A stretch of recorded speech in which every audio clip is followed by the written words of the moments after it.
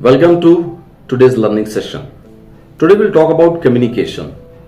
Mostly we talk about communication, so we learn about communication process, communication component, communication barriers, communication elements, and we think that there are only two categories of communication: verbal communication and non-verbal communication.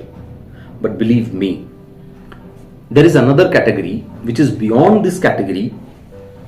We call it interpersonal communication and intrapersonal communication.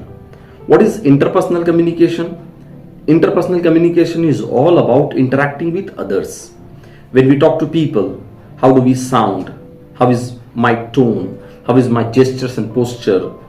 How do I give the expression, my eye contact, my facial expression? All these include non-verbal communication and verbal communication where the words are used. So these two categories are the part of interpersonal communication. They themselves are not the major categories, they are the subcategories. Verbal communication and non-verbal communications are the part of interpersonal communication when we talk to others. Now, what is intrapersonal communication? This may be new for you. Intrapersonal communication. So intrapersonal communication is all about what do we say when we talk to ourselves. Before talking to others, all the time we talk to ourselves. The things come to our mind, either consciously or unconsciously. When we look at something, then the information enter our mind. Or sometimes we restore the information from our subconscious mind.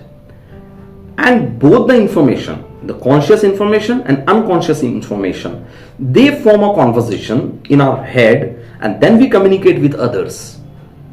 And then the communication takes place. So unfortunately, we have learned a lot about interpersonal communication, but we are unaware of interpersonal communication, which is talking to ourselves. So it is very important to learn what to say when you talk to yourself, because when you talk to yourself, you give certain information to your mind develops certain emotions, and those emotions influence you to behave in a particular manner, and communication is a kind of behavior. Now behavior, we have two types of behaviors. The behavior one which we do very cautiously, and the another kind of behavior which is in autopilot mode, and we can call it habitual behavior. So it is not possible all the time to behave cautiously. Most of the time our 40% behaviors are from our habits. So if we develop our communication as a habit, then all the time we don't need to worry about the quality for communication. And therefore, I don't call it communication skill, I call it communication habit. Once I develop a particular communication habit, then I don't need to worry about how do I sound, how is my quality of communication, whether it is formal or informal, whether it is impressive or casual. So communication should be a habit. And once it is an habit, then whenever you speak, whenever you open your mouth, you sound superb.